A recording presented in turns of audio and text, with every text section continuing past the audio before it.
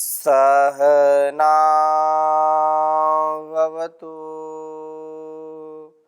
सहनौ भुनक्तु सह वीर्यं करवावहै तेजस्विनावधीतमस्तु मा विद्विषावहै। ओम शांति शांति शांति।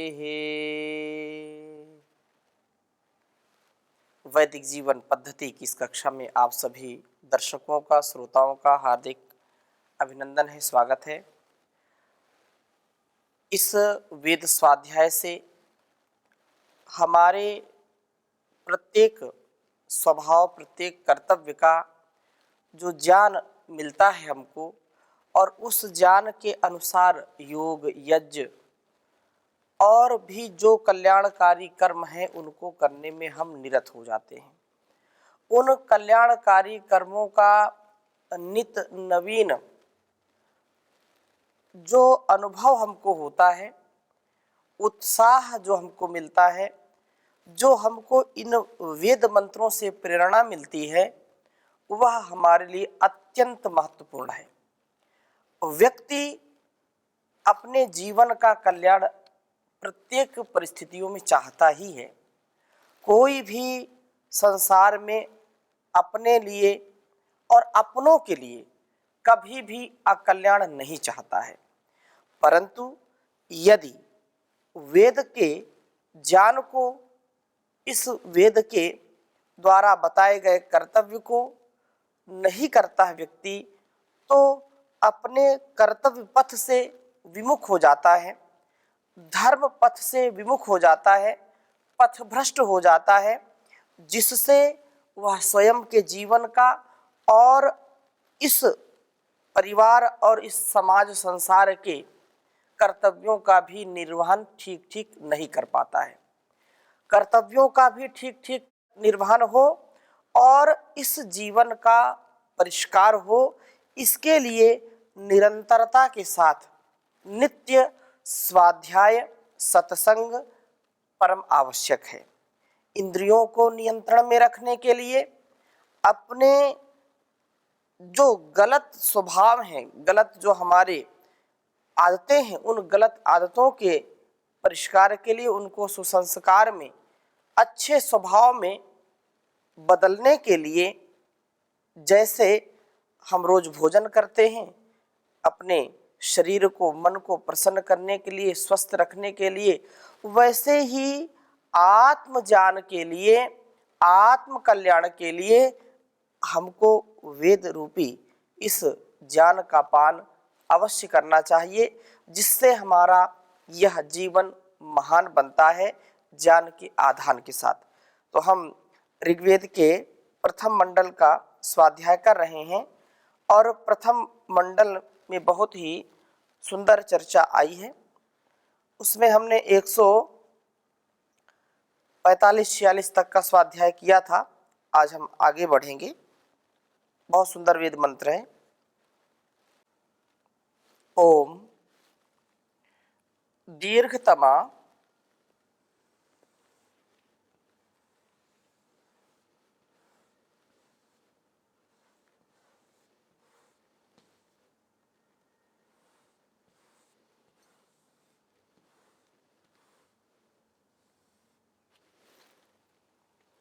मामतेयो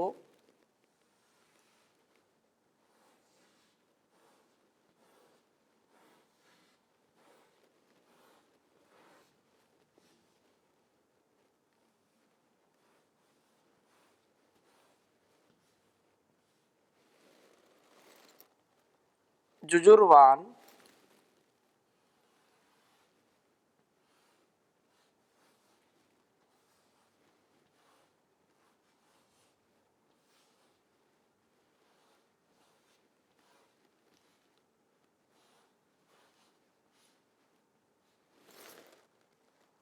दशमे युगे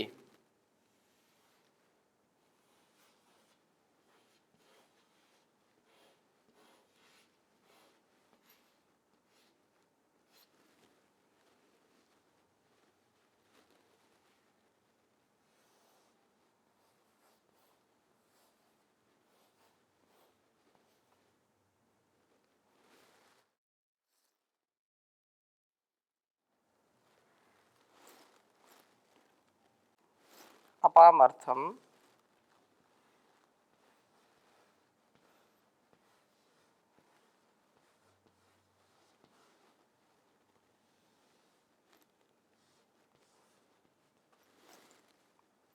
यतीनाम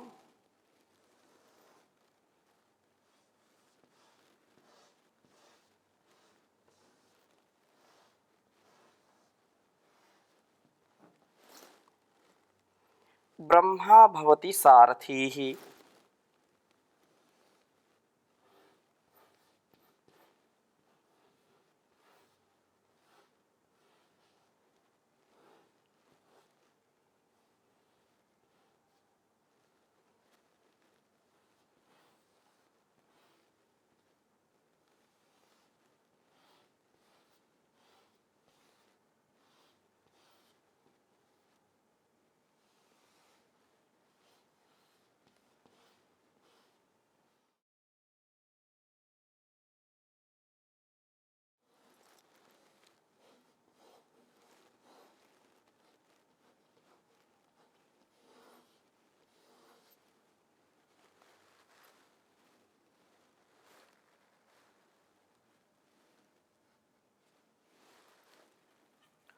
ओम दीर्घतमा मामतेयो जुजुर्वान दशमे युगे अपामर्थम यतीनाम ब्रह्मा भवति सारथी।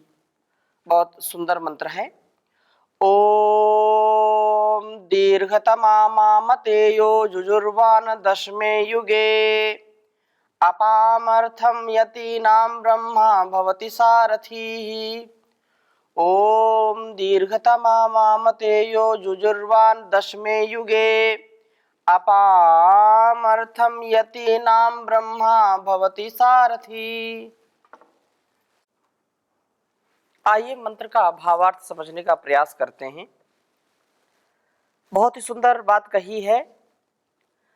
मामतेयः, दीर्घतमा मामतेयः, ममता का पुत्र, अर्थात संसार में विषयों की ममता में फंस जाने वाला व्यक्ति, जो मम माने मेरा, संस्कृत में मम का अर्थ होता है मेरा। मम पुस्तकम, मम गृहम, मम धनम, मम शरीरम। तो ये जो ममता का भाव है, वो ममता का जो भाव यदि अविवेक पूर्ण है तो हमारा राग इन वस्तुओं में, व्यक्तियों में, स्थान में अत्यधिक हो जाता है और जिससे हमारा जीवन अंधकारमय हो जाता है। संसार में आकर के संबंध रखना है, वस्तुओं का भी सदुपयोग करना है, व्यक्तियों से भी मिलना है, व्यक्तियों से ही हमारा जीवन चलता है, स्थान स्थान पर जाना पड़ता है। परंतु उन सब प्रकार के व्यवहारों में भी हम संतुलित रहें, उन व्यवहारों में भी हमारा जो निज कर्तव्य है उसको बिना राग द्वेष के करते रहें, तो यह हमारे लिए कल्याणकारी होगा। और यदि हम ममता से युक्त करके करते हैं, मेरा मेरा करके और अहंकार को पुष्ट करने वाली जो वृत्ति है वैसे करते हैं, तो दुख से हम बच नहीं सकते हैं, अशांति से बच नहीं सकते हैं, भ्रांति से बच नहीं सकते हैं। तो भ्रांति के निवारण के साथ साथ शांति का आधान हमारे अंदर हो, इसके लिए सबसे पहली बात यह है कि हम ये जो ममत्व है इससे बचें, इसके स्वरूप को समझें। क्यों करता है मेरा मेरा, सच में तो बंदे कुछ नहीं तेरा। ये वास्तव में ईशावास्यमिदं सर्वम यत् किंच जगत्याम जगत तेन त्यक्तेन भुंजीथा मा गिरधा कस्य स्विद्धनम। कस्य स्विद्धनम? ये संसार, ये शरीर, ये किसका दिया हुआ है? किसका है ये? वास्तव में ये हमारा नहीं, उस प्रजापति का, उस परमात्मा का है, उसी के द्वारा मिला है। लेकिन हम झूठे अहंकार में यहाँ मैं तू तेरा मेरा के चक्कर में पड़ जाते हैं। इसलिए कहा है कि मामते यह दीर्घतमाह, विस्तृत अंधकार वाला होता है जो ममता में इस संसार की झूठी चकाचौंध में फंस जाता है। इसका जीवन अंधकारमय हो जाता है। यह 10वें युगे, 10वें ही युग में अर्थात 50 वर्ष की ही अवस्था में जुजुर्वान अत्यंत जीर्ण शीर्ण हो जाता है। बहुत यहां पर समझने की बात है कि जिसके जीवन में यह भाव रहता है, स्वार्थ का जो भाव है, जो केवल अपने लिए ही जीता है, वह व्यक्ति अपनी इंद्रियों से भी, अपने शरीर से भी जीर्ण शीर्ण अवस्था को प्राप्त होता है। अंदर से भी और बाहर से भी खोखला हो जाता है। अनेक प्रकार के मानसिक और शारीरिक रोगों का आक्रमण उसके ऊपर होता है। और जो सदा प्रसन्न रहता है, मैत्री करुणा मुदिता से परिपूर्ण रहता है, वही व्यक्ति प्रसाद से युक्त हो जाता है। शुद्धता से, पवित्रता से, शुचिता से अपने जीवन को जीने वाला दीर्घायु को प्राप्त होता है और स्वस्थ होकर के रहता है। अर्थात उसका तन मन स्वस्थ रहते हुए स्वस्थ विचार के साथ कार्य करते हैं। इसलिए कहा जुजुर्वान युगे, 10वें युगे, युग यहां पर कहा ए पीरियड ऑफ 5 ईयर। ये 5 ईयर्स का जो 5 वर्ष का एक छोटा सा, ऐसे तो युग वो सतयुग, द्वापर युग, त्रेता युग, ये सब जो कलयुग आदि ये तो अलग है, लेकिन युग का मतलब यहाँ 5 वर्षों का, और 5 दहम 50, तो 50 वर्ष में वह जीर्ण शीर्ण अवस्था को प्राप्त हो जाता है। और अगली बात क्या कही, इसके विपरीत विषयों में ना फंस करके इनका जो ठीक प्रयोग में जो शरीर को, मन को लगाता है, तो उस ठीक प्रयोग में ठीक ठीक पथ पर चलने वाला व्यक्ति, अर्थम यतीनाम, धर्मार्थ काम और मोक्ष, इन पुरुषार्थों की ओर चलने वाला व्यक्ति अपाम, प्रजाओं का ब्रह्मा, वेद ज्ञान का देने वाला वह प्रभु सारथी ही भवती, सारथी होता है। इनके रथ को प्रभु प्रेरित करते हैं, अतः विषय गर्त में न गिरते हुए ये लक्ष्य तक पहुंच जाते हैं जो इन्होंने टारगेट बना करके रखा है। जहां पहुंचना है, जिस लक्ष्य की प्राप्ति इनको करनी है, उस लक्ष्य के स्थान तक पहुंच जाते हैं, वो भगवान वहां तक पहुंचाता है। तो इस वेद मंत्र में हमारे लिए बहुत बड़ी शिक्षा ये दी गई है कि संसार में मनुष्य ममता में फंसकर नष्ट हो जाता है, उसको नष्ट नहीं होना चाहिए। संसार के चकाचौंध में भी जो सत्य है, जो तथ्य है, उस सत्य और तथ्य का ज्ञान उसको होना चाहिए और उस ज्ञान के अनुसार उसको जीना चाहिए। तथा पुरुषार्थ प्राप्ति के लिए चलता हुआ प्रभु से प्रेरित होकर के लक्ष्य तक पहुंच जाता है। बिना प्रभु की भक्ति के कोई भी हमको आगे नहीं बढ़ा सकता है, ऐसा किसी के पास सामर्थ्य ही नहीं है। अतः प्रभु की भक्ति और उसकी शक्ति से हमारे अंदर जो युक्ति होती है, जिससे हम सब प्रकार के दुर्गुण, दुर्व्यसन, दुर्व्यवहारों से, काम, क्रोध, लोभ, मोह, ईर्ष्या, द्वेष, छल, कपट, इनसे हम दूर हो जाते हैं। यही भाव हमारे अंदर सदा बना रहना चाहिए, क्योंकि यदि हम मैं की भावना से, अहम की भावना से जीवन को जीते हैं, तो हम अहंकार से युक्त हो जाते हैं। और अहंकारी व्यक्ति कभी भी उपकारी नहीं हो सकता है। अहंकारी व्यक्ति कभी भी सदाचारी नहीं हो सकता है। सदाचार में बहुत चीजें आती हैं जो परस्पर जीने का सामर्थ्य देती हैं। जीवन के हर पहलुओं को ठीक ठीक समझ करके व्यक्ति जब उत्थान की ओर अग्रसर होता है तो उसके लिए उसको बहुत ही पुरुषार्थ करना पड़ता है। व्यक्ति पुरुषार्थी होता है। अतः यह जो नरक की ओर ले जाने वाला, गर्त की ओर ले जाने वाला जो भाव है उससे हम बचें, क्योंकि जो झूठी ममता है अपने लिए भी और संसार के लिए भी कल्याणकारी नहीं है। ये ममता व्यक्ति को गिरा करके ही रखती है, उसके अंदर उच्च विचार उच्च चेतना का प्रादुर्भाव होने ही नहीं देती है।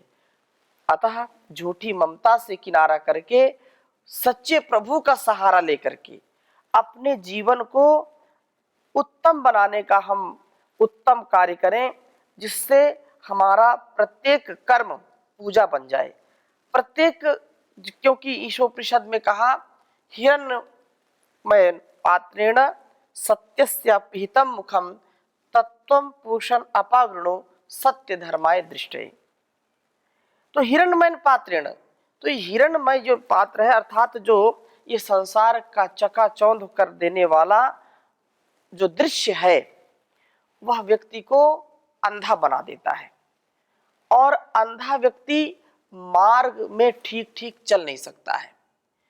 इसलिए हम अंधे न बने, अंधभक्त ना बने, हम प्रकाश में रहें।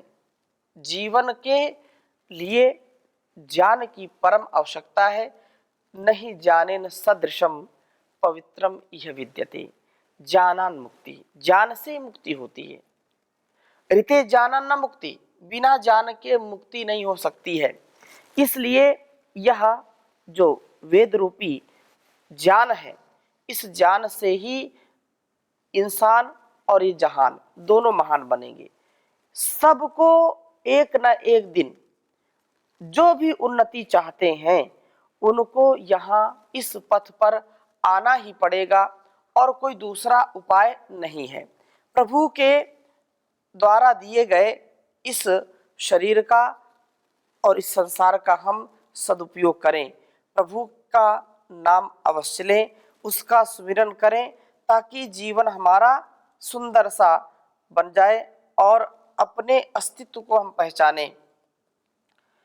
दो घड़ी भगवान काले नाम तू, दो घड़ी भगवान काले नाम तू, छोड़ कर दुनिया के सारे काम तू, छोड़ कर दुनिया के सारे काम तू, दो घड़ी का नाम भी रंग लाएगा, दो घड़ी का नाम भी रंग लाएगा, दे समय थोड़ा सुबह और शाम तू,